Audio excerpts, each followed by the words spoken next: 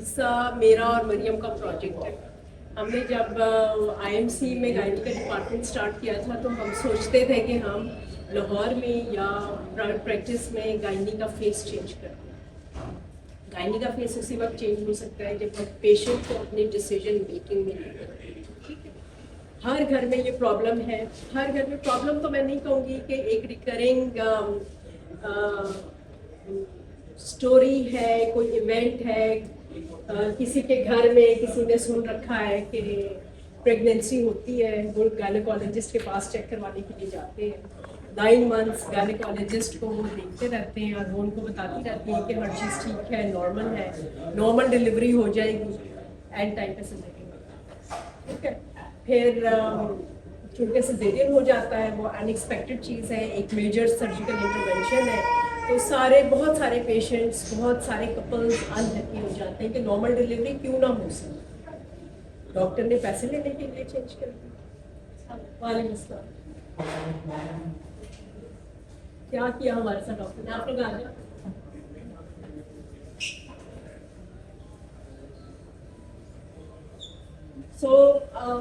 हमारा ख्याल था कि हम अपनी जो प्राइवेट प्रैक्टिस करेंगे गायनी की, उसमें हम इस फैक्टर को थोड़ा सा ख़त्म करने की कोशिश करेंगे या एड्रेस करेंगे, आपको वेल इन्फॉर्म करेंगे कि ये क्यों ऐसे होता है। लास्ट मिनट में या लास्ट मंथ में हम क्यों सिजेरियन की तरफ चले जाते हैं, या डिलीवरी क्यों हो जाती है, या नॉर्मल डिलीवरी क्यों नहीं हो पाती। ठीक है, सो नॉर्मल डिलीवरी एक नेचुरल प्रोसेस है। नेचुरल प्रोसेस की तरफ जाने के लिए बेबी को उस बोन में से गुजरना पड़ता है। उस बोन को हमने तैयार करना है कि एक 3 kg का बेबी या 2.5 किलो का बच्चा उस बोन में से गुजरे, पास होगा तभी नॉर्मल डिलीवरी पॉसिबल होगी। तो प्रेगनेंसी के ऐसे डायमेंशंस हैं, ऐसी चेंजेस हमारे अंदर आती हैं बॉडी की, वेट बढ़ जाता है, पेन्स होनी शुरू हो जाती हैं, मोबिलिटी रिस्ट्रिक्टेड हो जाती है, सांस लेने में दिक्कत शुरू हो जाती है। आप लोग सारे जो 3rd ट्राइमेस्टर में होंगे वो थ्रू आउट या थ्रू द 9 मंथ्स इन सारी चीज़ों को एक्सपीरियंस कर रहे होंगे। सो मोबिलिटी इस कदर इतनी ज़्यादा पेशेंट मोबाइल नहीं रह पाता या एक्सरसाइजेज इतनी नहीं कर पाता है। ऊपर से हमारी जो डॉक्टर्स जिनके पास आप जा रहे होते हैं, कोई भी ये नाम नहीं लेती कि आप एक्सरसाइजेस करें। कोई कहता है आपको? कोई नहीं कहता। वो कहता है आप बिस्तर पे बैठे, बेड रेस्ट पे आ जाए आप। हमारी बहुत सारी खवातीन तो ऐसी होती हैं जो कि एक नॉर्मल नमाज पढ़ रही होती हैं, तो वो नमाज भी कुर्सियों पे बैठ के पढ़ना शुरू कर देती है। ऐसा ही है कि नमाज पढ़ सकते हैं। प्रेगनेंसी एक नॉर्मल फिजियोलॉजिकल प्रोसेस है। ठीक है, सो इसको जितना आप नॉर्मल रखेंगी वो उतना नॉर्मल रहेगा। इसमें कोई इंडिकेशन, बहुत लिमिटेड कोई कंडीशंस होती है प्रेगनेंसी की जिसमें हम पेशेंट को खुद कह देते हैं कि आपने बेड रेस्ट करना है, रिस्ट्रिक्टेड मूवमेंट करनी है, बेड नहीं करना, या व्हाटएवर कि नमाज भी आपने बैठ के ही पढ़नी है। बहुत कोई 1% होगी। Otherwise most of the conditions in the pregnancy हम पेशेंट को कहते हैं कि आप सजदे में आराम से बैठ के जैसे नॉर्मल नमाज पढ़ी जाती है वैसी ही नमाज पढ़ी। सो इसी सवाल से आप देखें, एक दिन में 5 दफ़ा नमाज पढ़ी जाती है।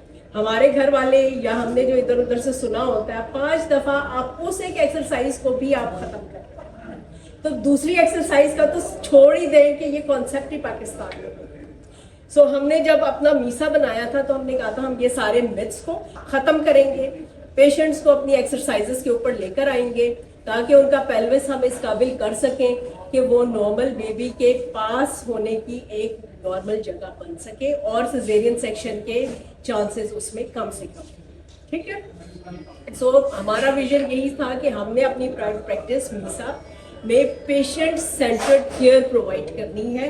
पेशेंट सेंटर्ड हम जब कहते हैं तो उसमें पेशेंट का एक रोल होता है डिसीजन मेकिंग में, हम उनको सिर्फ गाइड करते हैं। लाहौर के अंदर या पाकिस्तान की प्राइवेट गायनेकोलॉजिस्ट का या गवर्नमेंट की भी गायनेकोलॉजिस्ट का सिर्फ ये होता है कि आप ये कर लें, मैं आपको कह रही हूँ ना, तो आप ये कर लें, आपने करना है। और हमारी पेशेंट भी वही माइंडसेट लेकर उनके पास जाती है, डॉक्टर साहब जो आप कहते हैं वही करें। ऐसा ही है ना, खुद कोई भी उसको गूगल नहीं करता, कोई तहकीक नहीं करता, कोई रिसर्च नहीं कर रहा होता। तो हमारा ये ख्याल था कि हम एंटीनेटल क्लासेस इसलिए भी रखेंगे कि उसमें जितने भी छोटे छोटे सब्जेक्ट्स को लेके जो मिथ्स हैं हम उसको खत्म करें। आप वेल इन्फॉर्म्ड हो, आपको पता हो कि आपकी कंडीशन के लिए क्या चीज़ ठीक है, क्या चीज़ ठीक नहीं है, हम आपको गाइड करें और मेन डिसीजन राइट। जो सर्विसेज हम आईएमसी में प्रोवाइड कर रहे हैं वो वही हैं जैसे नॉर्मल किसी भी प्राइवेट सेटअप के अंदर है। उसमें एक बच्चे की जब रिप्रोडक्टिव लाइफ स्टार्ट होती है तो पीरियड्स से रिलेटेड जितने प्रॉब्लम्स हैं, जितने मसले मसाइल हैं और अर्ली स्टेजेस के जितने वेट चेंजेस हैं, हार्मोनल इम्बैलेंस हैं, हम उन सारों को टैकल करते हैं। इसके बाद एक पीरियड आ जाता है जिसको हम कहते हैं प्री कंसेप्चुअल काउंसलिंग। ये भी वेस्ट के अंदर वर्ड्स है, हमारे पास इसकी इतनी ज़्यादा अहमियत नहीं है या सुना हुआ नहीं है लोगों ने। कुछ फैमिलीज़ के अंदर कुछ जेनेटिक कंडीशंस बड़ी प्रेवलेंट हैं, बड़ी कॉमन होती है। सो प्री कंसेप्चुअल काउंसलिंग का मतलब ये होता है कि आप कंसीव करने से पहले हस्बैंड एंड वाइफ को और उनकी फैमिली से रिलेटेड जो भी रिस्क फैक्टर्स हैं उसको पहले चोक आउट करें और उस कपल को एक ख़ास रिस्क कैटेगरी में ले आए। अगर कोई ऐसी कंडीशन है जिसको हमने प्रेगनेंसी के कंसीव करने से पहले उसको नॉर्मलाइज करना है या डिटेक्ट करना है या कुछ भी करना है तो हम उसको प्रेगनेंसी से पहले हम उसको एड्रेस करते हैं। तो ये भी हम इधर करते हैं। इसके अलावा जब प्रेगनेंसी हो जाती है, आ जाओ बेटे, इसके अलावा जब प्रेगनेंसी हो जाती है तो प्रेगनेंसी की जो केयर हम प्रोवाइड करते हैं उसमें आप लोग आके देखते हैं, विजिट्स करते हैं गायनाकोलॉजिस्ट को। वो एक छोटा पार्ट है प्रेगनेंसी केयर का। हमने उसमें जो ऐड किया है इन रूटीन एंटीनेटल केयर्स के अलावा वो ये क्लासेस हैं, ठीक है। मुख्तलिफ टॉपिक्स के ऊपर 7 टॉपिक्स हमने चूज करके हर हफ्ते 1 घंटे के लिए उस टॉपिक को डिस्कस करते हैं। उसमें हमने हमारे चाइल्ड बर्थ से रिलेटेड और प्रेगनेंसी से रिलेटेड जितने और डिसिप्लिन इन्वॉल्व होते हैं उनके कंसल्टेंट्स को भी इन्वाइट करते हैं। For example nutrition in the pregnancy में न्यूट्रिशनिस्ट का आना बड़ा ज़रूरी है। सो न्यूट्रिशनिस्ट भी आती हैं हमारे साथ और आपको एडवाइस करती हैं इन सारी चीज़ों में। इसके अलावा पेन कंट्रोलिंग लेबर, पेन की क्या ऑप्शंस है, एनेस्थीसिया वाले एपिड्यूरल देते हैं तो उनका आना भी बड़ा ज़रूरी है, तो वो ज़रूर आते हैं, बताते हैं। वो लोग भी आ जाते हैं, वो आके आपको एपिड्यूरल, स्पाइनल उससे रिलेटेड सारी चीज़ों का बताते हैं। फिर चाइल्ड आ जाए, फिर इसके बाद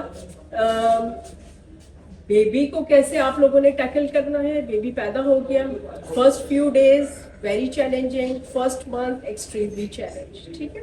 सो चाइल्ड स्पेशलिस्ट, बच्चा जब डिलीवर होके जिस चाइल्ड स्पेशलिस्ट के हाथ में जाएगा उसने उस बच्चे को किस तरीके से केयर करनी है या उसने आप लोगों से क्या एक्सपेक्टेशंस है कि एज अ फर्स्ट टाइम मम या फिर एज अ मदर आप लोग उस बच्चे की नॉर्मल केयर के लिए क्या करें, तो वो भी आप आके आपको थोड़ा सा इन चीज़ों पे ब्रीफ आउट करते हैं, ठीक है। फिर इसके अलावा जैसे मैंने आप लोगों को बताया है कि एक्सरसाइजेज इन प्रेगनेंसी में हमारे पास पेल्विक फ्लोर थेरेपिस्ट मौजूद है। पूरी प्रेगनेंसी में हमारा पूरा पोस्चर खराब हो जाता है, ठीक है। इस पोस्चर के खराब होने में सारा वेट ग्रेविटी की वजह से नीचे जाता है। जो हमारा पेल्विक फ्लोर है इट इफेक्ट्स द मोस्ट। सिर्फ during the pregnancy he effect नहीं होता, वो after the delivery and through out the life वो इफेक्ट होता रहता है in different forms like pelvic pain, like control of urine, constipation and some other things also. So pelvic floor specialist हमारे पास हैं जो कि आपको फिर डिलीवरी के दौरान, प्रेगनेंसी के दौरान और डिलीवरी के बाद जो एक्सरसाइजेज है उस पेल्विक फ्लोर को स्ट्रेंथन करने की बताती हैं। जब आप हमारे पास डिलीवरी के लिए आते हैं, चाहे सिजेरियन है चाहे नॉर्मल डिलीवरी है, हम उसमें उस दौरान भी उनको अपने साथ ऑन बोर्ड रखते हैं कि वो आपको out of the bed early करें, आपको डिफरेंट एक्सरसाइजेज बताएं जो कि आपको घर में जाके करते हैं, ठीक है। इसके अलावा पोस्टनेटल केयर में बच्चे की केयर, पोस्टनेटल में का मतलब ये डिलीवरी के बाद 2 लोगों की केयर हो जाती है, एक बेबी की और एक मदर की। उसकी भी रूटीन जिस तरीके से करनी होती है, चाइल्ड स्पेशलिस्ट इन्वॉल्व है, पेल्विक फ्लोर थेरेपिस्ट इन्वॉल्व होती है और गायनेकोलॉजिस्ट इन्वॉल्व होती है, वो केयर भी हम प्रोवाइड करते हैं। And then menopausal care, birthing process गुजर गया, चाइल्ड बेयरिंग एजेस गुजर गई, नाउ हमारी बॉडी आप मेनोपॉज की तरफ जा रही होती है, तो जो चेंजेस हार्मोन्स की होती है, मेनोपॉज की होती हैं, उसके अंदर जो प्रॉब्लम्स आते हैं वो भी हम IMC में मीसा में टैकल करते हैं। ये खास स्लाइड मैंने आपके लिए स्पेशली बनाई है लैक्टेशन सर्विसेज। लैक्टेशन सर्विसेज की अलहदा से आप लोगों को बताने की ज़रूरत इसलिए है कि हमारी ख़वातीन, हमारी बच्चियाँ अब ब्रेस्ट फीडिंग से अनलकी, बिकॉज उनकी मदर्स ने, उनके घर वालों ने उनको इतना नहीं पैम्पर किया या उनको इतना नहीं एजुकेट किया। ये over the period of few years हुआ, over a period of decades हुआ। हम तो ज़रूर ये कहते हैं कि भाई पाकिस्तान एक ऐसा मुल्क है जिसमें 2.5 साल बच्चों को दूध पिलाया जाता है। अगर आप स्टैटिस्टिक्स को खोल के देखें तो ऐसा नहीं है। हमें कहाँ से स्टैट्स का पता चला? इसलिए कि हमारे पास ब्रेस्ट कैंसर का इंसिडेंस जो इधर था वो इधर पहुंचा। Breast feeding for 2 years at least या एटलीस्ट 6 months वो प्रिवेंशन ऑफ ब्रेस्ट कैंसर करती है। उस कितने परसेंट ऑफ केसेस में? 8% ऑफ केसेस में। 8% ऑफ केसेस में ये ब्रेस्ट फीडिंग अगर कराई जाए तो ब्रेस्ट कैंसर को प्रिवेंट, ठीक है। सो लैक्टेशन की सर्विसेज भी हम इधर प्रोवाइड करते हैं। लैक्टेशन की सर्विसेज हर हॉस्पिटल में है, लेकिन इधर क्यों स्पेशली है? Because I am one of the few IBCLC certified lactation consultant. Pakistan में इस डिग्री का कॉन्सेप्ट ही नहीं है, because it is a newly introduced degree from the US। वहाँ पे हर हॉस्पिटल में, हर मैटरनिटी यूनिट में 2 IBCLC की पोस्ट मौजूद है to get the mother on the lactation, उनकी हेल्प करने के लिए, राइट। पाकिस्तान में मे बी 3 होंगी या 4 होंगी, I am one. So taking the opportunity, Lahore में IMC में IBCLC की सर्टिफाइड कंसल्टेंट। इसके अलावा एक बड़ी इंपॉर्टेंट चीज़ है that is called the aesthetic gynaecology unit. Aesthetics का आप सारों को पता होगा, एस्थेटिक क्लिनिक्स का आप सारों को पता होगा। हर गली मोहल्ले, हर 2-4 दुकानों के कॉम्प्लेक्स में एक एस्थेटिक क्लिनिक होता है, ठीक है। लेजर्स कर रहे हैं, फिलर्स कर रहे हैं, ब्लीच कर रहे हैं। अब व्हाट इज एस्थेटिक गायनेकोलॉजी? चूँकि स्किन हमारी पेल्विक एरिया में भी मौजूद है एंड दैट इज और वो उसी तरीके से हार्मोन से इफेक्ट होती है, एजिंग प्रोसेस से इफेक्ट होती है और प्रेगनेंसी से इफेक्ट होती है, जैसे हमारी फेस की और बॉडी की पूरी स्किन है। जेनिटल एरियाज बाज़-औक़ात बहुत डार्कन हो जाते हैं लोगों के। फिर disparity in the size of appearance of the genitals हो जाते हैं। फिर with the pregnancy and the child birth laxity of the tissue हो जाती है, जो कि मिडिल एज में एक काफ़ी बड़ा प्रॉब्लम है पाकिस्तान की ख़वातीन में तो स्पेशली, लेकिन ओवरऑल इन ग्लोबली भी है। इसलिए एस्थेटिक गायनेकोलॉजी का यूनिट हमारे IMC में doctor Mariam and I am certified है एस्थेटिक गायनेकोलॉजी, ठीक है। मुख्तलिफ प्रोसीजर्स हैं इसके अंडर, इसमें से एक इम्पॉर्टेंट है that is called the Botox. आप लोगों ने बोटॉक्स सुना होगा कि रिंकल्स को ख़त्म करने के लिए बोटॉक्स होता है। गायनी में बोटॉक्स का बड़ा इंपॉर्टेंट रोल है। कुछ couples they after marriage they are unable to consummate, they are unable to perform the intercourse because of the vaginismus. To help these couples out, हम बोटॉक्स को inject करते हैं। It is a very simple procedure, लेकिन हम इसको कहते हैं कि it is a life saving procedure, right. So coming to our topic today, labour and how to prepare for labour and delivery. मैंने काफ़ी सारा बोल लिया, अब मैं आप लोगों से सुनना चाहती हूँ कि आप लोगों की एक्सपेक्टेशंस क्या हैं इस क्लास को लेकर। व्हाट डू यू एक्सपेक्ट कि आपको इधर आज इस क्लास में क्या चीज़ सुनने को मिलेगी?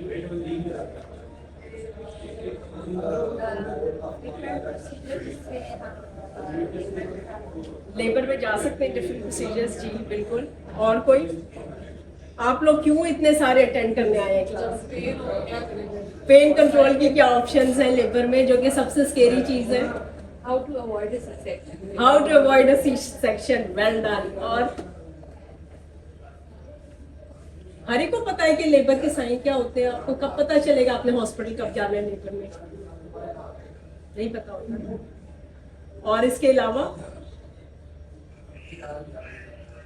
Tears होता है, how to avoid that? How to avoid the vaginal tear, yes, at the time of delivery, good. और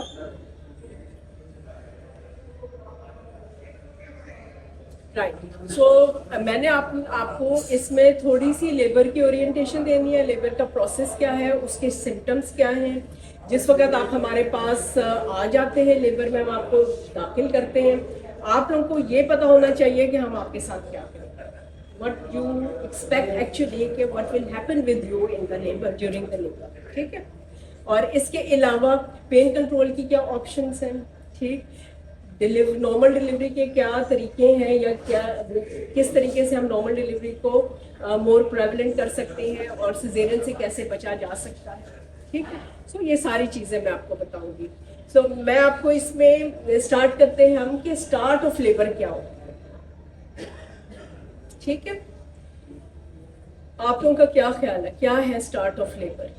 कैसे पता चलता है कि लेबर शुरू हो गई, अब हॉस्पिटल जाना चाहिए? वाटर बैग ओपन हो गया तो लेबर शुरू हो गई। हम अब ये याद रखें कि हम एक नॉर्मल अनकॉम्प्लिकेटेड सिंपल सी लेबर की हम बात कर रहे हैं। आप सारे लोग अपने आप को इमेजिन करें, you are in the 9 month, ठीक है। आपकी प्रेगनेंसी अनइवेंटफुल 9 मंथ तक पहुंच गई है। Now you are waiting for the labour pains, और लेबर में जाने का वेट कर रहे हैं। तो वो कौन कौन से साइंस होंगे कि जिस पे आप समझेंगे कि लेबर शुरू हो गई है? एक तो वाटर बैग का इन्होंने कह दिया, दूसरा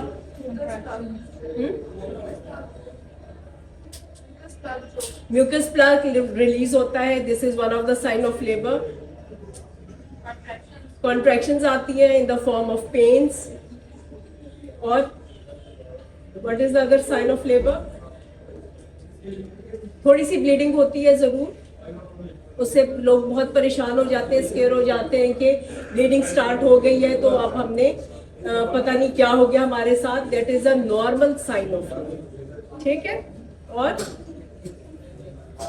बाज़ औक़ात जब लेबर पेन स्टार्ट होती हैं तो बेबी की मूवमेंट का नहीं सही पता चल रहा होता, ठीक है। सो बेबी की मूवमेंट्स एक it is not a sign of labour, but we are very vigilant in 8 and 9 month कि अगर कभी भी बेबी की मूवमेंट यूजुअल से चेंज हो गई है, कम हो गई है, तो हम हमारी को कहते हैं कि प्लीज़ आप हॉस्पिटल आके अपने बेबी की फीटल हार्ट को करवाइए, रिकॉर्ड कराइए, ठीक है।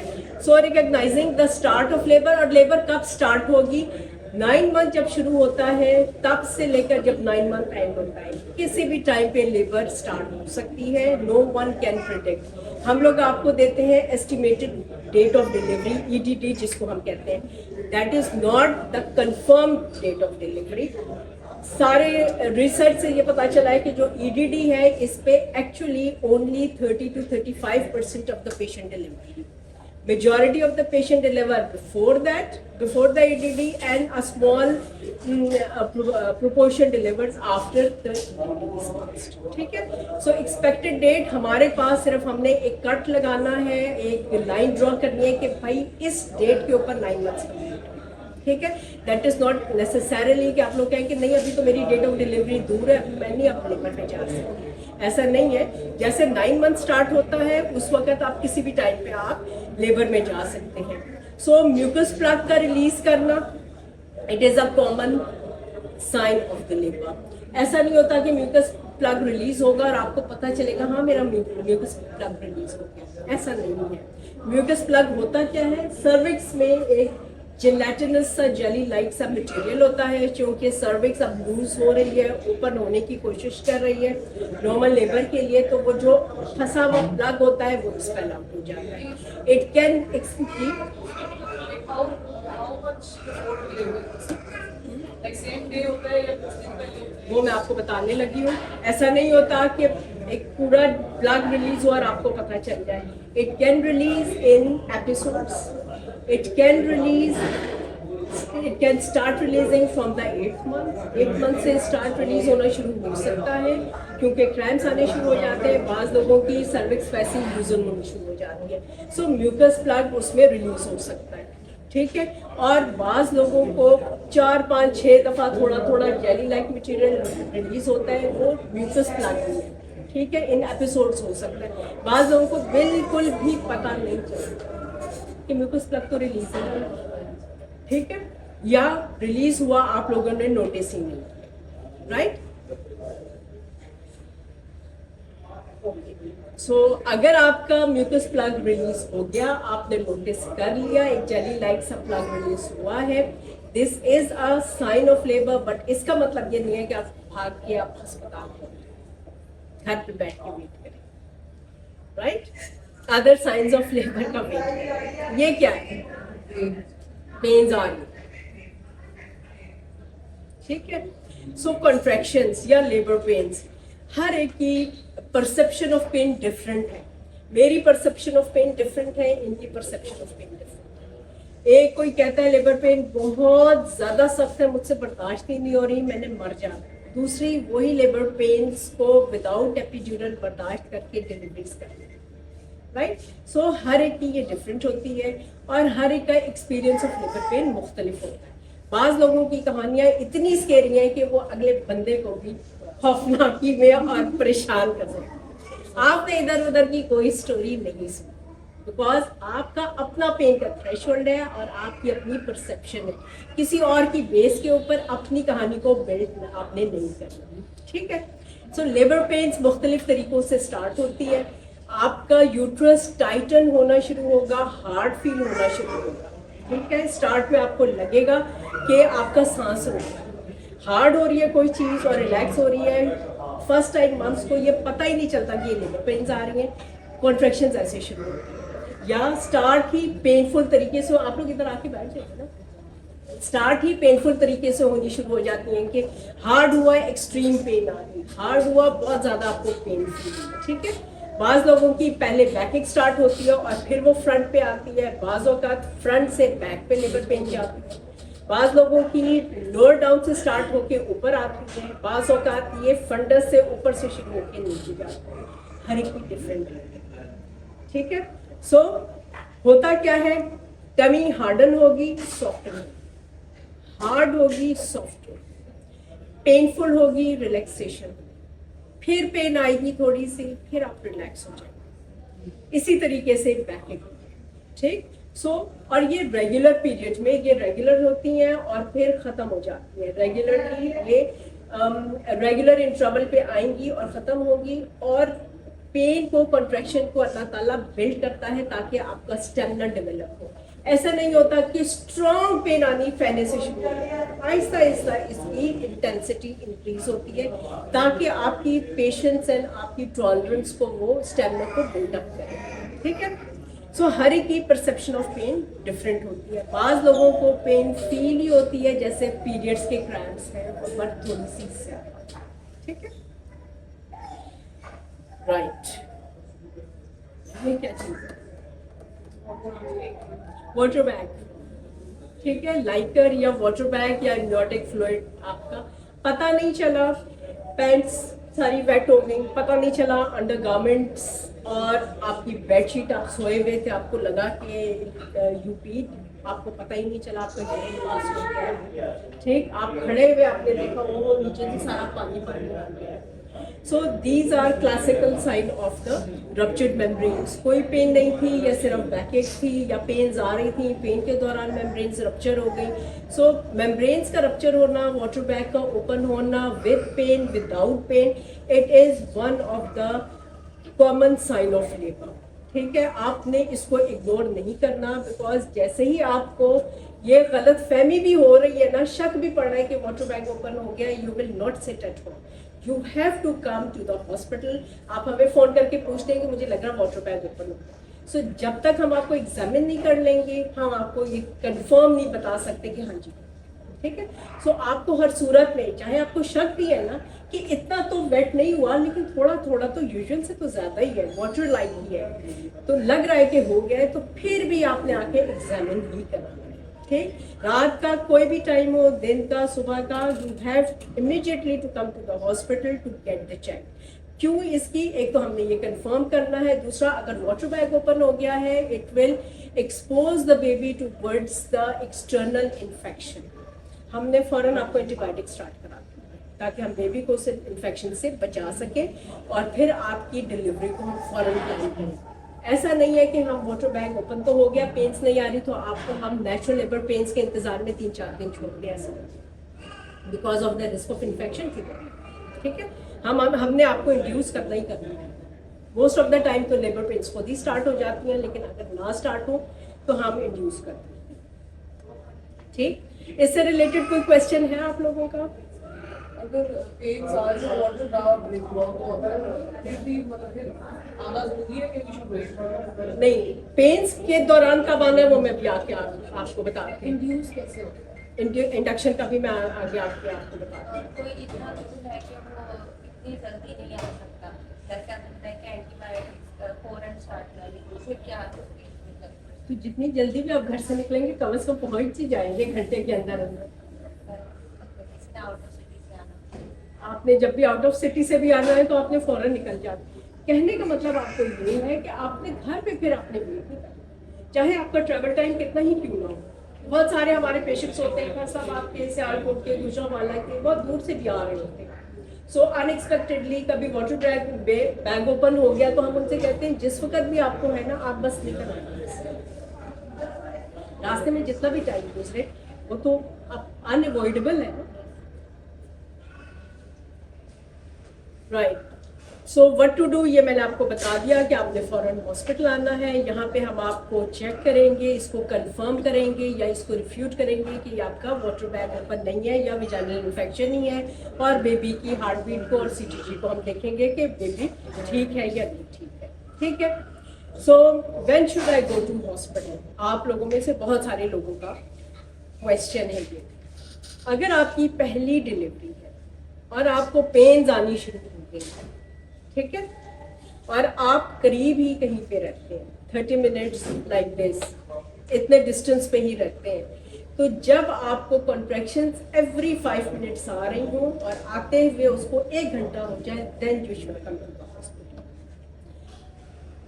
लेबर पेन्स आनी शुरू हो गई और आपने ये स्टैब्लिश कर लिया कि हाँ रेगुलर इंटरवल्स पे आ रही हैं मुझे पेन्स, तो अब मुझे इसका मतलब है कि मैं लेबर में हूँ, तो अब मैं हॉस्पिटल चली जाती हूँ। हम ये कहते हैं कि आप वो इनिशियल टाइम अपने घर पे गुजारें।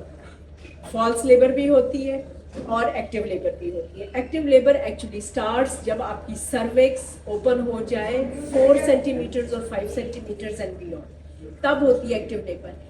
एक्टिव लेबर से पहले वाला जो लेटेंट फेज है वो आप सारों को घर पे गुजारें। घर पे गुजारने का तरीका ये होता है कि आप 2 पेनाडोल की टैबलेट सिंपल 2 ग्लास पानी पी के आप रेस्ट करें। अगर तो ये फॉल्स लेबर पेन्स होंगी, पेनाडोल की टैबलेट्स और हाइड्रेशन से ये पेन्स खत्म हो जाएंगे। Regular natural true labour pains को कोई पेन किलर खत्म नहीं कर सकता। ठीक है, या आप लोगों ने बहुत सारे लोगों से सुना होगा कि मेरा सिजेरियन हो गया इसलिए कि मुझे इंजेक्शन लगा दिया था पेन खत्म करने के लिए, मेरी पेन्स खत्म हो गए, मेरे सिजेरियन हो गई। ट्रू लेबर पेन्स को, एक्टिव लेबर को कोई इंजेक्शन, कोई टीका, कोई दवाई खत्म नहीं कर सकती। ठीक है, जो चीज़ खत्म हो गई, जो लेबर खत्म हो गई, इसका मतलब है वो लेटेंट फेज है या फिर वो फॉल्स लेबर फेज। ठीक है, ओके। नेक्स्ट क्या है, कब आपने हॉस्पिटल जाना है? जब आपकी मेम्ब्रेन्स रप्चर हो गई हैं। उसके अलावा कब आपने जाना है? जब आपको लगे कि ब्लीडिंग ब्राइट रेड है और थोड़ी बहुत स्पॉटिंग, थोड़ी बहुत bleeding, it is common with the dilatation. जैसे सर्विक्स ओपन होनी शुरू होती है ब्लीडिंग भी होनी होती है, उससे घर पे बैठ के घबराना है। दूसरा, अगर आपको लगता है कि बेबी की मूवमेंट जैसे हो रही होती है वैसे नहीं हो रही, आप इधर आ जाएंगे, आप इधर आ जाएंगे। बेबी की मूवमेंट्स को लेके हम 6 मंथ्स, 8 मंथ एंड 9 मंथ में बहुत ज़्यादा विजिलेंट होते हैं कि अगर बेबी की मूवमेंट्स नॉर्मल पैटर्न से कम है तो प्लीज़ आके अपने बेबी की हार्ट बीट को चेक कराइए। कितनी मूवमेंट होनी चाहिए मैं गिन के कोई भी गायनेकोलॉजिस्ट आपको नहीं बता सकती। हर बेबी का आदत, उसकी स्टाइल ऑफ मूवमेंट डिफरेंट है। आपके अपने अगर बच्चे हैं, आपके अपने बहन भाई हैं, आपने देखा होगा एक ही फैमिली के 2 3 4 हर एक की आदत, ठीक है। इसी तरीके से बेबी की जो मूवमेंट्स होती हैं इन द यूट्रस वो डिफरेंट होती है। आपको खुद पता होगा इन द 9 मंथ्स हम आप लोगों की परसेप्शन पे रिलाई करते हैं। आपको ये पता है आपका बेबी सुबह को मूव नहीं करता, ज्यादातर रात को मूव करता है, इट्स क्वाइट फाइन। आपको ये पता है कि आपका बेबी सुबह को 3-4 दफा हिलेगा, शाम में भी कुछ हरकत करेगा, लेकिन बहुत ज्यादा एक्टिव होगा रात को, इट्स फाइन। बाज़ लोगों के मॉर्निंग में ज़्यादा मूवमेंट होती है, शाम को बेबी स्लीपी होता है, रात को बहुत कम मूवमेंट होती है, इट्स क्वाइट ओके, ठीक है। इस पैटर्न से अगर कमी आ गई है, दिन में जितनी मूवमेंट हो रही थी आपको फील ही नहीं, रात को जितनी एक्टिवली मूवमेंट्स आपको रूटीन में होती है फील ही नहीं हो पा रही है, 2-3 दफ़ा ही मूव कर रहे हैं, then that is a point of concern. You have to come to the hospital to check the baby movement, ठीक है, राइट। और जब भी कब हॉस्पिटल आना है, जब भी आपको किसी भी किस्म का डाउट है तब भी आपने आके हॉस्पिटल में अपने आप को चेक करा, ठीक है, ओके। सो पेन को कोप कैसे करना है? डॉक्टर ये मूवमेंट शुरू कब होती है बेबी की? बेबी की मूवमेंट स्टार्ट होती है 5 मंथ्स, 4 से 5 मंथ्स से स्टार्ट हो जाती है परसीव, ठीक है, और 5 मंथ्स के बाद थ्रू आउट होती रहती है, ओके। सो लेबर पेन्स को कोप करने के क्या क्या तरीके हैं? आप लोगों ने कोई गूगल किया है? बताइए कुछ, पेन को कैसे वॉक कर ले, क्या व्हाटएवर, क्या ब्रीदिंग एक्सरसाइजेस बड़ी इंपॉर्टेंट है। क्यों इंपॉर्टेंट है ब्रीदिंग एक्सरसाइजेस? बिकॉज प्रेगनेंसी के अंदर चूंकि टमी का वॉल्यूम बढ़ जाता है और हमारे लंग्स को कंप्रेस करता है, हमारी डेड स्पेस लंग्स की कम हो जाती है, ऑक्सीजन हमारी उसकी कैरिंग कैपेसिटी कम हो जाती है, तो हमें एयर हंगर या हमें शॉर्टनेस ऑफ ब्रेथ शुरू हो जाता है, ठीक है। सो ब्रीदिंग एक्सरसाइज करने का मतलब ये है कि आपने, जब हम पैसिवली सांस ले रहे होते हैं, आप लोग भी जैसे सांस ले रहे हैं, आप उतने तरीके से खोल के आपकी लंग्स के आखिरी एयर बैग तक वो ऑक्सीजन नहीं जा रही। ब्रीदिंग एक्सरसाइज आप फिर ध्यान से फोकस करके करते हैं, डीपली इनहेल करते हैं और फिर एक्सहेल करते हैं, पैसिवली एक्सहेल करते हैं, ठीक। सो ब्रीदिंग एक्सरसाइज करने से आपकी ऑक्सीजन कैरिंग कैपेसिटी जब बेहतर होगी, पूरे आपकी बॉडी को ब्लड बेहतर तरीके से डिलीवर होगा, ऑक्सीजन डिलीवर होगी, तो आपको पेन को करने की एबिलिटी या पेन को बर्दाश्त करने की एबिलिटी। यही ब्रीदिंग एक्सरसाइजेस हम अपने मरीज को कहते हैं कि ड्यूरिंग द लेबर गहरा सांस ले अंदर, फिर सांस बाहर निकाले, फिर सांस ले अंदर, फिर सांस बाहर निकाले, and it is a very effective way of control of labour pains को कंट्रोल करने का बहुत अच्छा तरीका है। आप लोग सारे ये ब्रीदिंग एक्सरसाइजेस अपने डेली रूटीन में घर पे करना शुरू करें, ठीक, starting from the start of the pregnancy till the delivery, ठीक है। और इसके अलावा वॉक करें, खुली हवा में जाके अपने टहलें। हम लोगों में से ज़्यादातर लोग, चूँकि पाकिस्तान का वेदर ऐसा है, वेदर ना भी हो और पोल्यूशन इतनी ज़्यादा होती है कि हमारे सारे कमरे और घर बंद, वेंटिलेटेड इतने नहीं है, एसी वगैरह चल रहे हैं, तो हम कहते हैं खुली हवा में जाके सांस, राइट। अच्छा, इसके अलावा लेबर पेन्स को कंट्रोल करने का एक तरीका और है, वो क्या तरीका है? वो है अंडरस्टैंडिंग द लेबर। एक चीज आपको पता ही नहीं है तो उसका फियर ऑफ अननोन आप लोगों ने सुना हो। हम कहीं पर भी जा रहे थे, हमें बहुत डर लग रहा होता है, इम्तिहान में जा रहे हैं हम, इंटरव्यूज के लिए जा रहे हैं हम, किसी भी चीज़ के लिए जा रहे हैं जिसके अननोन है, हमें घबराहट होती है, पैल्पिटेशंस होती है और उसका फियर होता है। इसी तरीके से लेबर में आने के लिए हर एक को, आप लोग सारे जो इधर बैठे हैं, आप सारों के दिल में इस लेबर का फेयर है। सो अपने आप को लेबर पेन से फेमिलियराइज करें। लेबर पेन के बारे में ज़्यादा पढ़ें कि ये ऐसे आती है, इतने टाइम के लिए आएगी, फिर ख़त्म हो जाएगी, मेरी बॉडी डायनामिक्स उसके साथ ऐसी होंगी, ब्रीदिंग एक्सरसाइज करूँगी या मैं वॉक करूँगी तो ये मेरी पेन टॉलरेट हो जाएगी मुझसे, या अपने आप को ये कहना कि मैंने इन लेबर पेन्स को टॉलरेट करना है व्हाटएवर। हम कहते हैं, हम बास चीज़ों के लिए बड़े एडमेंट हो जाते हैं, मुझे ये चीज़ चाहिए ही चाहिए, होता है ना ऐसा।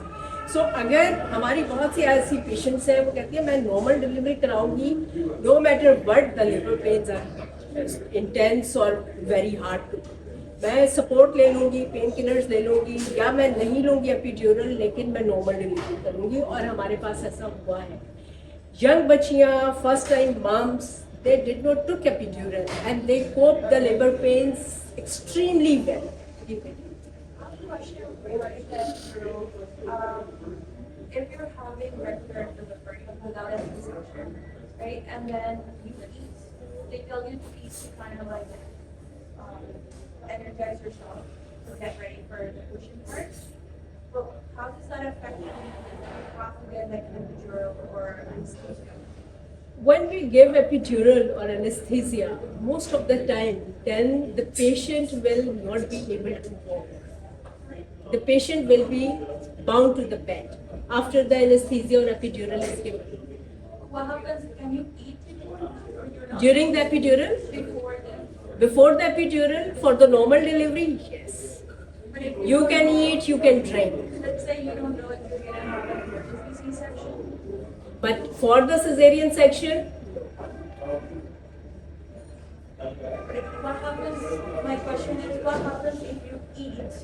And what are the risks if you happen to have like an emergency C-section? yeah. Whenever a patient is in labor, there are 50% chances of going towards the cesarean section and 50% to go towards the normal delivery, right? With every patient. So we keep this thing in mind that this patient will go in the cesarean section. So for the cesarean section, we keep them light, the light diet and the liquids. And the drip is ongoing, light diet and the liquids, right?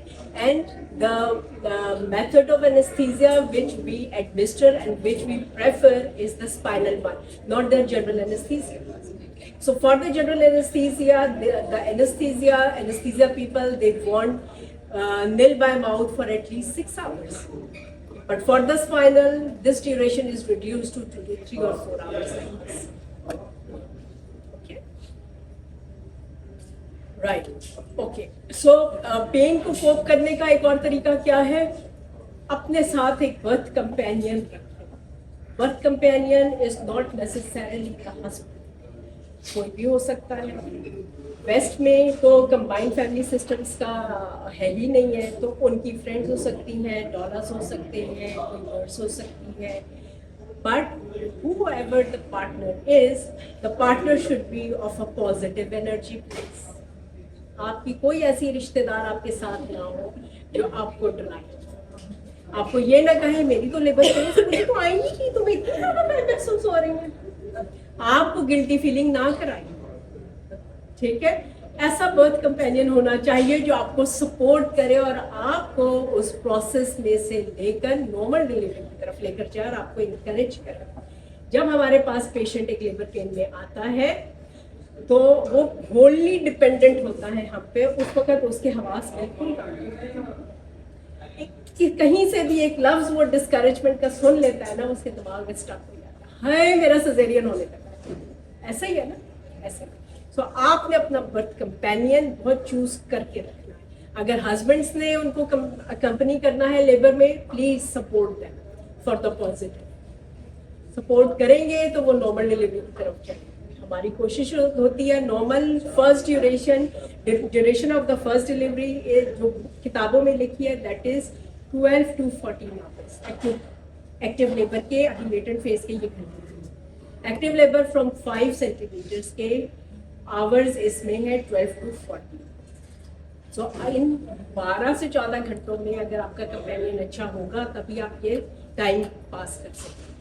सो अपने आप को उस time में रखें fact में आप ground realities पर रखें अपने आप को। आपको पता होना चाहिए आपके साथ इस वक्त क्या हो रहा है। आपकी लेबर इस स्टेज पे आ गई है, मेरे बेबी के फिगर हार्ट्स इतने हैं, अब मैं इतनी डायलेटेड हूँ, अब मुझे इतनी कॉन्ट्रैक्शंस आ रही हैं, पहले 25 सेकंड की आ रही थी, अब इंक्रीज कर गई हैं, पहले इंटरवल थोड़ा ज़्यादा था, अब बेहतर होना शुरू हो गया है, अब मोर पेनफुल है, अब मुझे नीचे की तरफ प्रेशर भी उसका फील हो रहा है, अब एग्जामिनेशन इस वक्त होगा। Please be present in the time, अपने सारे इवेंट्स को खुद कंट्रोल करें, ठीक है। आप हमें बताएंगे हमने आपका एग्जामिनेशन क्या करना है, नहीं डायलेशन चेक कर सकते खुद नहीं कर सकते, तो टाइम से ना ठीक है। बहुत सारी जगहों के ऊपर ये प्रैक्टिस है, हर 2 घंटे के बाद एग्जामिनेशन, हर 2 घंटे के बाद examination, that is quite unpleasant examination and labour में तो ये बहुत ही पेनफुल हो जाता है। हमने अपने आईएमसी में इस प्रैक्टिस को बहुत डिस्करेज किया हुआ है कि हम बहुत लिमिटेड टाइम के जब रिक्वायर्ड है तब एग्जामिनेशन, ठीक है, राइट। सो आपका कंपेनियन ऐसा होना चाहिए जो आपको थोड़ा दबा दे, आपको हेल्प करे, आपका हाथ पकड़ के आपको वॉक करा दे, आपकी कमर को सहला दे, टच करे, because the support with the touch you feel it is very comfortable. अच्छा, अब थोड़ी सी बात कर लेते हैं स्टेजेस ऑफ लेबर क्या होती हैं। 3 स्टेजेस लेबर की हैं। पहली स्टेज होती है जिसमें सर्विक्स थिन होके ओपन होना शुरू होती है और 10 सेंटीमीटर तक चली जाती है। सेकंड स्टेज में 10 सेंटीमीटर पूरी ओपन हो जाती है। अब बेबी ने डिसेंड करके डिलीवर होना है, ठीक है, उसकी अलग एक ड्यूरेशन है। एंड थर्ड स्टेज भी है, that is delivery of placenta, इसमें प्लेसेंटा डिलीवर होता है। सो ये 3 स्टेजेस में आपकी लेबर कंप्लीट होती है। सो फर्स्ट स्टेज वाली आपको बता दिया कि जो 3-4 साइन ऑफ लेबर थे वहां से स्टार्ट होगी। लेटेंट फेज बिल्कुल क्लोज थी सर्विक्स, उससे वो 4 और 5 सेंटीमीटर्स तक पहुंची। डायलिटेशन तो आप एक्टिव फेज में एंटर हो गए। एक्टिव फेज से आप कॉन्ट्रैक्शंस आपकी बढ़ती चली जाएंगी और आपकी सर्विक्स डायलेट होते होते 10 सेंटीमीटर्स तक आ जाएंगी, फुली डायलेटेड हो जाएगी। This makes the end of the first. अब पूरी डायलिटेशन होगी, you are ready for the delivery of the baby.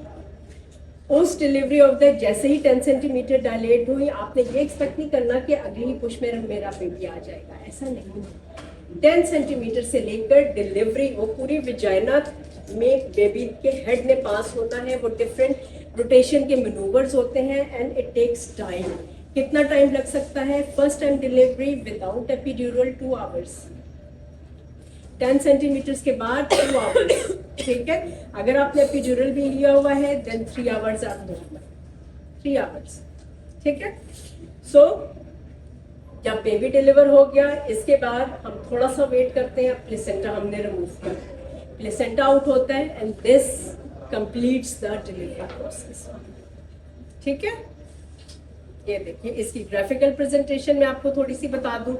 पहली वाली में हेड ऑफ द बेबी नजर आ रहा है आपको, सर्विक्स नजर आ रही है एंड म्यूकस प्लग नजर आ रहा है। सर्विक्स क्लोज है, लॉन्ग है और थिक है, ठीक है। अब सेकंड वाली में देखें, लेंथ ऑफ द सर्विक्स खत्म हो गई, इसको हम कहते हैं सॉफ्ट हो गई है, थिन हो गई है एंड इफेस्ड हो गई है, ठीक है। अब नेक्स्ट आप देखिए, अब ये ओपन होनी शुरू हो रही है। थिन हो गई थी, अब ये ओपन होनी शुरू हो गई, डायलेट होनी शुरू हो गई, ठीक है। और इसमें कंप्लीट डायलिटेशन है। When we examine we directly feel the head of the baby and the rear of the baby. इसमें हमें सर्विक्स कहीं पर भी नहीं फील हो रही होती है, ठीक है। सो लेटेंट फेज का जिक्र हो गया, अब सारों का पता चल गया लेटेंट फेज क्या होती है। लेबर के स्टार्ट से लेकर 4 सेंटीमीटर डायलिटेशन तक इसकी ड्यूरेशन वेरिएबल है, फ्यू आवर्स से लेकर फ्यू डेज। बाज़ लोगों में 10 से 15 दिन भी डायलिटेशन उतनी ही रहती है, लेटेंट फेज चलती है, ठीक है। अगर आप बाहर हो या आप लोगों में से किसी के बहन भाई या कोई डिलीवरी आप लोगों ने बाहर करवाई हो, आप लेटेंट फेज में जब भी जाएंगे पेन के साथ मैटरनिटी यूनिट, वो आपको एग्जामिन करके कहेंगे you are in the latent phase, go home and take the paracetamol. चाहे आप 100 दफा उनके पास चले जाएं, don't interfere during the latent phase. तो आपको 100 दफा पैराडोल की गोली देके घर भेज दें, ठीक है, कि आप अभी एक्टिव फेज में नहीं हैं। एक्टिव लेबर क्या होती है? एक्टिव लेबर में रेगुलर कॉन्ट्रैक्शंस होती हैं, रेगुलर इंटरवल्स पे आ रही होती हैं और आहिस्ता आहिस्ता ये हायर अप होना शुरू होती हैं और 3 to 5 सेंटीमीटर से लेकर आपने 10 सेंटीमीटर डायलेट होना होता है एक्टिव लेबर में, ठीक है। फिर जब आपकी फर्स्ट स्टेज ऑफ लेबर खत्म हो गई 10 सेंटीमीटर, अब डिलीवरी ऑफ द बेबी है तो उसमें पुशिंग पेन्स आती हैं, क्योंकि head of the baby descend करता है तो आपको ये फीलिंग आती है कि you need to push out the baby. ये एक नेचुरल सा एक मैकेनिज्म है। लाइक हमें जब स्टूल की डेफिकेशन की हमें सेंस आ रही होती है, we goes to washroom and हम उसको पुश करके हम स्टूल पास करते हैं, बिल्कुल उसी तरीके से the same happens in the liver. So हाँ, बाज़ लोगों में जिन्होंने एपिड्यूरल लिया हुआ होता है उनको पुशिंग पेन्स की इतनी अच्छी परसेप्शन नहीं आ रही होती या कम उनको महसूस होता है। हम उनको गाइड करते हैं, हम कहते हैं अब आपकी पेन्स आ गई, अब आप पुश करें, अब आपकी पेन्स आ गई, आप पुश करें, पेन्स खत्म हो गई, अब ना पुश करें, बगैर पेन्स के आप ना पुश करें, अपने आप को रिकवर करें, सांस लें और एनर्जी जमा करें। एंड डोंट एक्सपेक्ट कि आप एक दफ़ा पुश करेंगे, 2 दफ़ा पुश करेंगे, बेबी डिलीवर हो जाएगा, ऐसा नहीं होगा। हमारे बहुत सारे बच्चे, बहुत सारे फर्स्ट टाइम मॉम्स वो कहते हैं नहीं हो रहा पुश हमसे नहीं हो रहा। भाई आप जितना भी आप पुश करें बहुत अच्छा कर रहे होते हैं। Bit by bit baby head descends और फिर वो आपको पता है वजाइना एंड उसका सारा कितना डिस्टेंस है, दैट इंक्लूड्स 10 सेंटीमीटर। उस 10 सेंटीमीटर के डिस्टेंस को बेबी के हेड ने निगोशिएट करके नीचे आना है। रोटेटरी मूवमेंट्स होती हैं, फ्लेक्शंस होती हैं, उसके थ्रू ही वो नीचे आता है and it takes time. Keep pushing as advised, as guided by us and after some time you will achieve the delivery of the baby. बिल्कुल डिसहार्टन नहीं होना, बिल्कुल अपने आप को नहीं छोड़ना। हार्डेस्ट टाइम है, पुश करना बहुत डिफिकल्ट है, बट इट इज टू। आपने अपने आप को उस मोमेंट ऑफ टाइम में रखना है और अपने आप को बताते जाए yes I can do it, yes I can do it, ठीक है। जहाँ पे आपने कहना शुरू कर दिया नहीं मुझसे नहीं हो रहा, आपकी एनर्जी नेगेटिव में चली जाती, आप उसको उस तरीके से पुश आउट नहीं करते, राइट।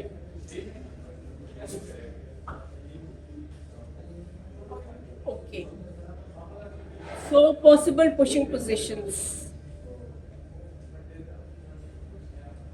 ये देखिए ये सारी पॉसिबल पुशिंग पोजीशंस मौजूद हैं।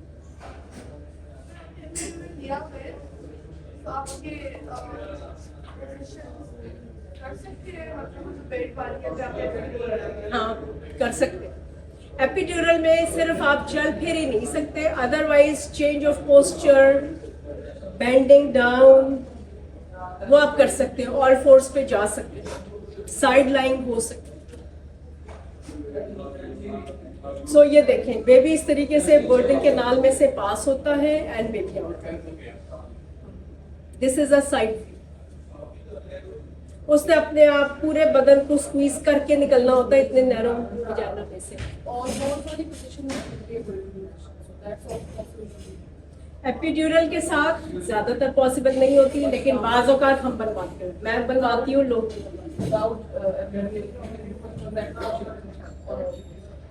ऑल फोर्स बिल्कुल possible.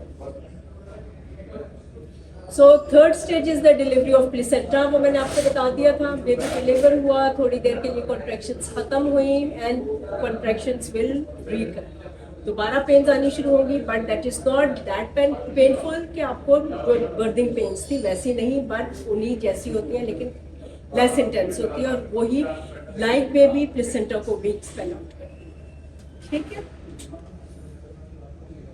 Right. So possible interventions during labour, आप हमारे पास आके दाखिल हो गए, हमने आपके साथ क्या क्या करना है ये भी आपका जानना बड़ा जरूरी है। Membrane sweeping, stripping of membrane कितने लोगों को मालूम सुना हुआ आप लोगों ने? हाँ, जब आप लोग लेबर में नहीं होते या 9 मंथ में आ जाते हैं, हम ऑफर करते हैं कि हम आपकी मेम्ब्रेन स्वीप करते हैं। स्वीपिंग करने का मतलब ये होता है कि सर्विक्स में से फिंगर के एग्जामिनेशन से मेम्ब्रेन्स को सर्विक्स के साथ अटैच्ड होती है, उसको स्ट्रिप ऑफ करते हैं।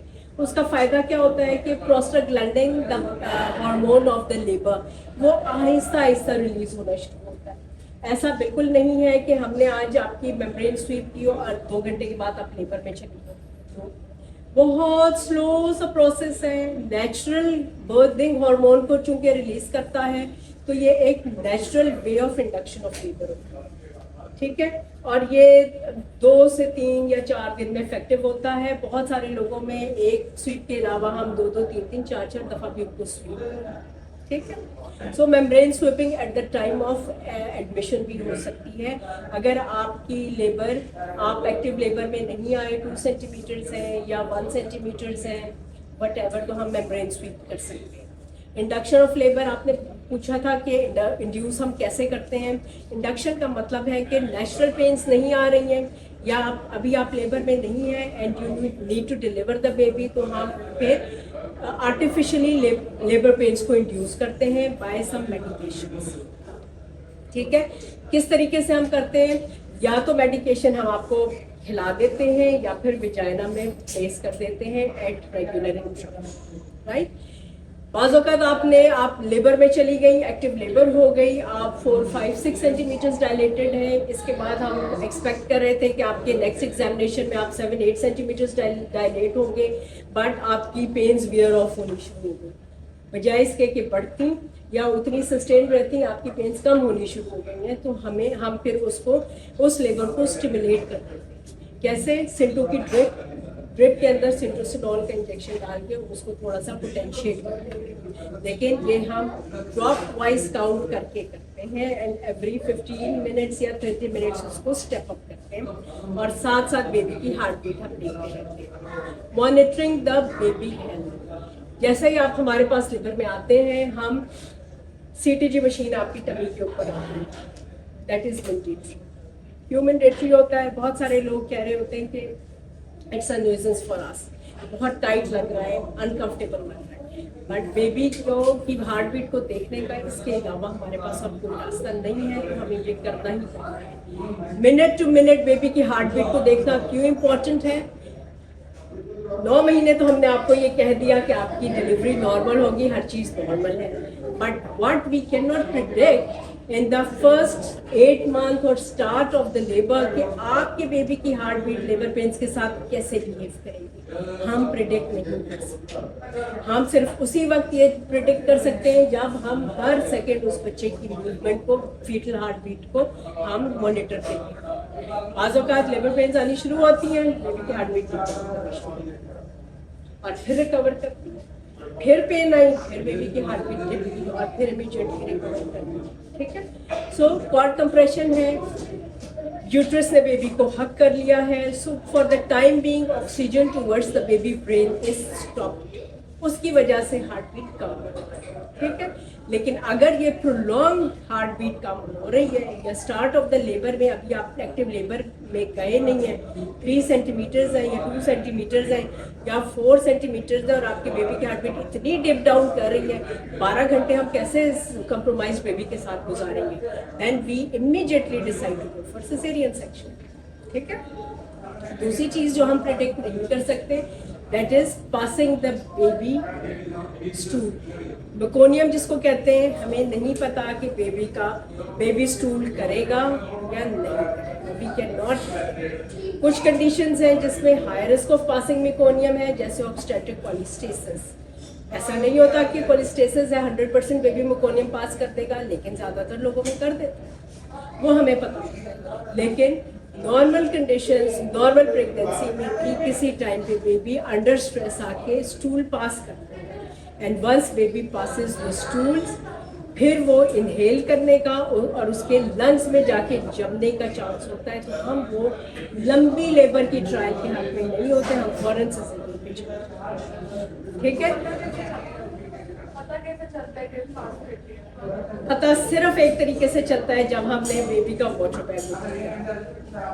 जैसे ही बेबी की हार्ट बीट डिप डाउन होनी शुरू हुई, one of the intervention what we want to do is to open the baby water. ये देखने के लिए कि मेकोनियम तो नहीं है, बेबी की हार्ट बीट भी डिप कर रही है और मेकोनियम भी पास हुआ है, तो जस्टिफिकेशन तो 100% होगी, ठीक है। कितने सेंटीमीटर पे अगर वाटर ब्रेक नहीं हुआ तो खुद आप लोग ब्रेक कर देते हैं? वो डिफरेंट है, उसकी रिकमेंडेशन हर दफ़ा बदलती रहती है, लेकिन हम एक्चुअली एक्टिव लेबर में 4 सेंटीमीटर्स एंड बियॉन्ड हम वाटर ब्रेक कर देते हैं, because that is another method to release of a labour hormone naturally. And how painful is it? No painful, कोई पेन नहीं होती, जब बस जो एग्जामिनेशन कर रहे होते हैं उतना, और मेम्ब्रेन स्लीपिंग कितनी पेनफुल होती है? जैसे हम एग्जामिनेशन कर रहे होते हैं बस उतनी ही अनकंफर्टेबल।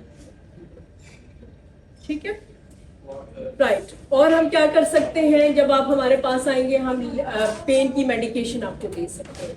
अर्ली लेबर में तो कोई इंजेक्शन हमने लगा दिया, प्रोवैस लगा दिया, कुछ और टीका लगा दिया, तो थोड़ी टाइम के लिए आपकी लेबर की परसेप्शन को, पेन्स को कम कर देगी, लेकिन once you are in active labour तो ये इतनी इफेक्टिव नहीं होती। एपिजोटमी कर सकते हैं। जब बेबी डिलीवर हो रहा है तो we have to make a cut, ताकि आपका बेबी आराम से डिलीवर हो जाए और आपको टेयर ना आए। सो किसी ने पूछा था कि how to avoid vaginal tears. Vaginal tears को अवॉइड करने का ये एक मेथड है, to give a plan clean cut small controlled episode. क्योंकि अगर एपिजोटमी नहीं देंगे, टेयर आएगा, टेयर फिर अपने हिसाब से आएगा, अपनी जगह पे आएगा जहाँ पे उसका दिल चाहेगा। ठीक है, और सबसे ज्यादा डेंजरस जगह है इन द सेंटर, क्योंकि वो एक्सटेंड करेगा और नीचे एनस तक जाएगा, जहाँ पे आपका स्टूल का control for life will compromised. उस चीज को अवॉइड करने के लिए give episode. I just have a question regarding the I know it's a regular practice here, but abroad is usually recommended against Yes, in every class I have this question. So in abroad, in the West, the practice is midwife laden. Midwives delivers the normal deliveries most of the time. So midwives ने क्या करना होता है, they are not authorized to give episiotomy, they are not authorized to stitch the episiotomy. No, but even doctors. My sister-in-law is a doctor there. That's why I'm asking. पहली delivery में तो वो देते हैं हर जगह, because I worked for 10 years in this system and I have seen the worst ever vaginal tears in the hands of midwives. वो हमेशा doctors को आने नहीं देती थी वेजाइनल डिलीवरी में, that we are handling the case, if we need you will call you. जब normal delivery होती थी the patient ended up in heavy bleeding. जब एग्जामिनेशन किया जाता था तो under multiple vaginal tears, externally vaginal tears and everything. So vaginal tears को avoid करने के लिए world over it is recommended to give episode. First time delivery में इट इज़ अ मस्ट। अगर बेबी का साइज ही 2 kgs का है और डायमीटर ही ऐसा है कि आपके विजाइना में से आराम से गुजर जाएगा, then we don't need. But अगर बेबी इज गुड साइज, वहाँ से बर्थ हुई नहीं है, आपने देखा है अपने विजाइना क्यों हुई, so it is unavoidable to have a tear in first delivery without an episode. और उसको वो करने के लिए, अवॉइड करने के लिए, अब वो कहते हैं start from 7 months the perineal massage. Perineal massage सुनी हुई आप लोगों ने? पेरिनियल मसाज आपने करनी है, पेरिनियम को आपने मसाज करना है, स्ट्रेच करना है 3 to 8 times per day, starting from the 8th month, 7 or 8 month till delivery. Why do certain doctors recommend like the patient C-section and they say the head is too big? Is that हाँ, head जब head बड़ा होता है तो ये एपिजोटोमी का कोई ताल्लुक नहीं, ठीक है। जब हेड बड़ा है ना, तो अगर आप देखें फीमेल पेल्विस को, नीचे स्पाइन है, स्केल स्पाइन्स होती हैं, जहाँ से बेबी ने एक्चुअली पूरे आउटलेट से पास होके बेबी का हेड विजाइना में आ जाता है। उस स्पाइन का डायमीटर इज 10 सेंटीमीटर और 9.5। अगर बेबी का हेड बड़ा है, सो पूरी लेबर पेन लेकर वो उधर स्टक हो जाएगा और नीचे डिसेंड नहीं करेगा। सो how did you manage जब C-sections नहीं होते तो आप क्या करते हो? बच्चे मर जाते हैं, ऑब्स्ट्रक्टेड लेबर, बच्चे मर जाते हैं। उस वक्त तो ये पेरीनेटल मोर्टेलिटी, न्यूनेटल मोर्टेलिटी बहुत ज़्यादा। ओके, सो नेक्स्ट वैक्यूम हम अप्लाई करते हैं, ये इंटरवेंशन भी है। वैक्यूम के बारे में किसी को मालूम है? सक्शन, ठीक है। पुश नहीं हो पा रहा या फिर आप पुश कर रहे हैं, बेबी की हार्ट बीट डिप डाउन कर रही है, we need to deliver the baby. So हम कहते हैं मदर को कि आप अच्छी पुश करें, हम आपकी हेल्प कर रहे हैं। बेबी के हेड के ऊपर हम वैक्यूम अप्लाई करते हैं, that is a silicon cup, plastic का कप है जो कि बेबी के हेड पे अप्लाई करते हैं, प्रेशर बिल्डअप करते हैं वैक्यूम का, उसको हम पुल करते हैं और आप पुश करते हैं, बेबी डिलीवर्स, ठीक है। So that is the vacuum. And forceps, आप बहुत कम जगहों पे फॉर्सेप्स लगता है, जिसको आप उर्फे आम में कहते हैं औजार, औजार लगे और बेबी को डिलीवर किया, ठीक है। अब ज्यादातर चूंकि अब वैक्यूम में इतने सारे लोग ट्रेन हो गए हैं, इतना इफेक्टिव है कि अब औजारों की जरूरत, फॉर्सेप्स की जरूरत नहीं पड़ती, लेकिन हाँ बाज़ औक़ात पड़ती है। And last intervention could be a caesarean section. Stripping of membrane की बात हो गई, इंडक्शन ऑफ लेबर की बात हो गई। इससे मुतालिक आपका कोई क्वेश्चन है? सिर्फ एक चीज आपको बताऊंगी, आपकी EDD आ गई, एस्टिमेटेड डेट ऑफ डिलीवरी आ गई, आपको लेबर पेन्स ना आई, आप लेबर में नहीं, then we need to deliver the baby. तो इस टाइम पे हम इंडक्शन ऑफ लेबर करते हैं, ठीक है।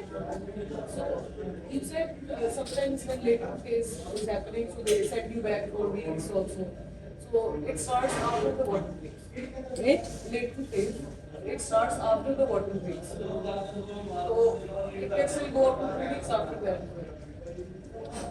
अगर तो EDD नहीं, आप, मैं तो अभी आपके 9 मंथ के दौरान वो बात कर रही थी कि आपको 9 मंथ में है, लेबर पेन्स आनी शुरू हुई, आपको लगा कि बड़ी रेगुलर लेबर पेन्स आ रही हैं और आप गए हॉस्पिटल में चेक कराने के लिए और उन्होंने देखा कि आप तो अभी 1 सेंटीमीटर है या 2 सेंटीमीटर है और लॉन्ग सर्विक्स आपकी पड़ी है, कॉन्ट्रैक्शंस आपकी इतनी रेगुलर नहीं है जितनी आपको पेन फील हो रही है, तो वो आपको कहते हैं आप लेटेंट फेज में आप घर चले जाए। और इसमें मतलब जैसा आपने कहा था ना, मैं वाटर ब्रेक से इमीडिएटली आना है फिर आप लोग कुछ करेंगे, मतलब it can be in that case also कि वाटर ब्रेक को आप आए और आपको अभी वाटर ब्रेक में तो हम कहते हैं अगर हमने ये एसर्टेन कर लिया, डायग्नोज कर लिया कि आपके रप्चर्ड मेम्ब्रेन्स हैं, मैंने आपको ये भी बताया ना कि जब रप्चर्ड मेम्ब्रेन्स हो गई, baby is exposed to external infection, हमने आपको एंटीबायोटिक स्टार्ट कर दिया और आपकी डिलीवरी प्लान कर दिया,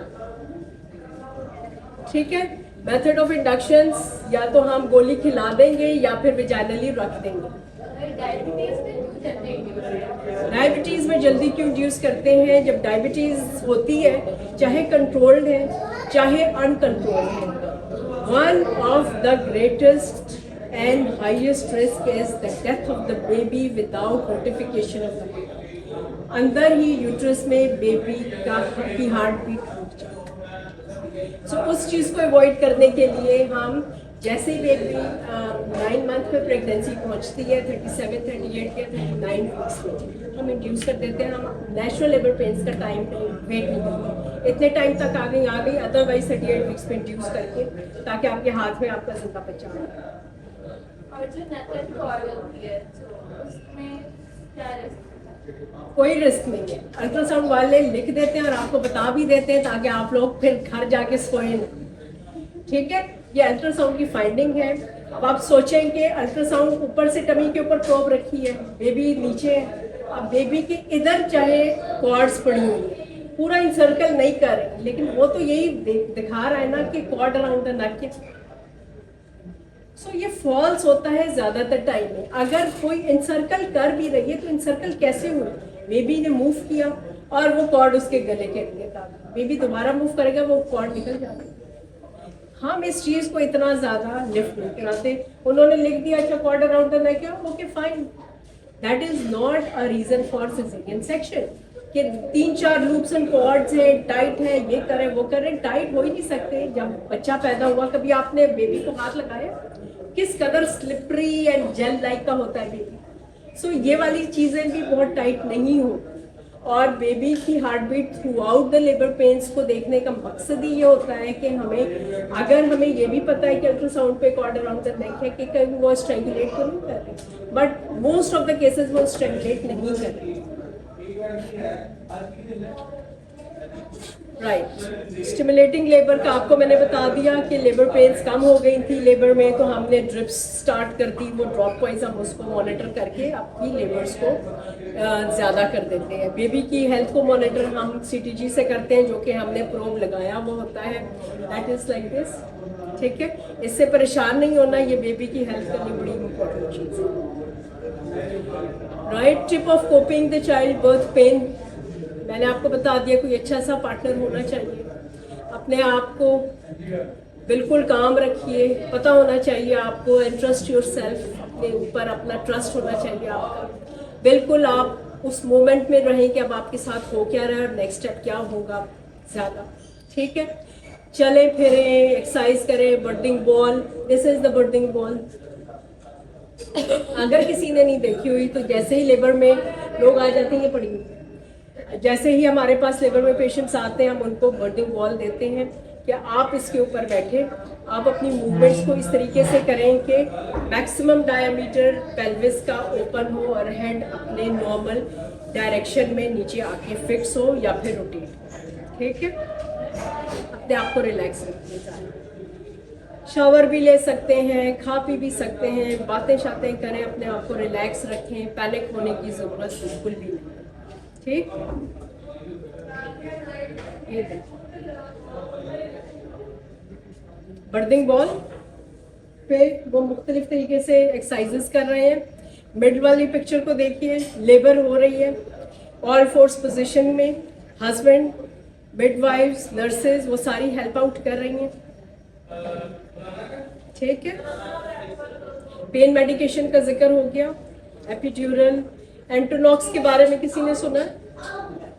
लॉफिंग गैस इसको कहते हैं। ठीक है, स्टार्ट ऑफ द लेबर में जब पेन्स बहुत ज़्यादा नहीं होती या through out the labour pens also, बहुत सारे पेशेंट अपनी पेन्स को टॉलरेट कर सकते हैं विद द एंटोनॉक्स। जब पेन स्टार्ट हुई आपने मास्क में डीप ब्रीदिंग की, नाइट्रस ऑक्साइड आपने अपने इनहेल की, वो आपकी सेंस ऑफ परसेप्शन को कम कर दिया। So it is one of the effective way of controlling the pen.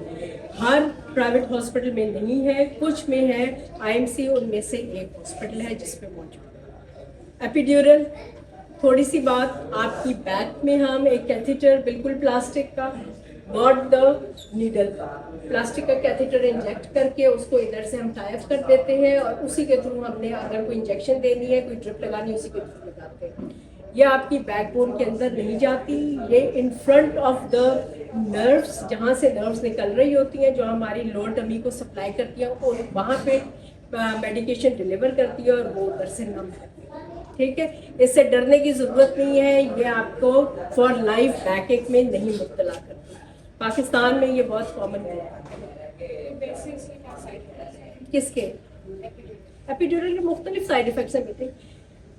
BP को कम कर सकती है, इसलिए हम ड्रिप ज़रूर अटैच करते हैं। लेबर के प्रोसेस को अगर बहुत अर्ली दे दी, पेशेंट से पेन लेटेंट फेज की कंट्रोल नहीं हो रही, 2 सेंटीमीटर या 3 सेंटीमीटर, वो कहते हैं मैं एपिड्यूरल बस अभी दे दे। हम यूजुअली एक्टिव लेबर में देते हैं।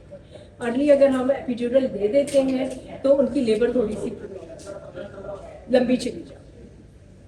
दूसरा साइड इफेक्ट ये है कि बाज़ लोगों को इफेक्ट नहीं करती, बाज़ लोगों को एक साइड पे ज़्यादा इफेक्ट करती है, एक साइड पे बहुत इफेक्ट करती है। These are the effects. Epidural आप रिपीट करते हैं, लेकिन मेडिसिन उसमें एंड पोर्शन का अंदर क्या करते हैं, ज़्यादातर टाइम करते हैं, बाज़ों का नहीं। फाइनल पोर्शन के टाइम एपिड्यूरल ऑफ क्यों हो रहा था? ऑफ हो भी जाए ना भी हो, because that effects the pushing. जब आपको खुद फीलिंग ऑफ परसेप्शन होती है कि आपने पुश करना है, तो वो वाली पुशिंग एफर्ट और वो पुशिंग एफर्ट जो हम आपको कहते हैं कि पेन आ गया पुश करें, बहुत डिफरेंट होती है। मतलब उसमें इतनी नहीं होती, उसमें पेन बिल्कुल खत्म हो जाता है या प्रेशर फील होता है? प्रेशर की फीलिंग होती है। पेन नहीं होता, पेन नहीं। फास्टिंग नहीं हो रहा है, वो तो पेशेंट को पता चलता है क्या नहीं इसके लिए फिर आप बैग लगाते हैं? नहीं, हम ब्लैडर को एम्प्टी करते हैं ट्राइबुलर इंट्रावल। के बाद एपिड्यूरल नहीं लगता। Yes. वो क्या है? ज़्यादातर लोग कहते हैं कि 8 सेंटीमीटर्स इस पे आप एपिड्यूरल मत लगवाएं because now the delivery is imminent, लेकिन हम लगवाएं। और क्या कहते हैं, अगर आपकी उस लाइन पे डिसाइड हो सी सेक्शन होना है और एपिड्यूरल के थ्रू होना है, फिर लग जाएगा। वो स्पाइनल के थ्रू होता है, वो एपिड्यूरल नहीं होता, वो डिफरेंट। लेकिन अगर 8 सेंटीमीटर पे नहीं लग रहा तो असल लोग टाइम- नहीं लगा रहे हैं, असल तो टाइम वही है ना जब चाहिए। पेन हम लगा देते बिकॉज एक्चुअल पेन्स जो है ना वो हार्डेस्ट तो आप आदमी टॉपअप तो हो जाता है right? पहले टॉपअप किया करते थे, आप कंटिन्यूअस ड्रिप चल रही होती है, आप टॉपअप की जरूरत नहीं होती। और आपने डाटा ड्यूटी करने का बोला वो कैसे होता है, उसका क्या प्रोसीजर है? उसके लिए परेशानी नहीं, इसमें आपको पेन नहीं फील, हम खुद करते हैं। कैथेटर से यूरेथ्रा में से urine remove What is stool pass होता है labor के दौरान? हो जाता होता है। Every time is it like necessary कि होता है? नहीं नहीं, it's not necessary, but it can happen.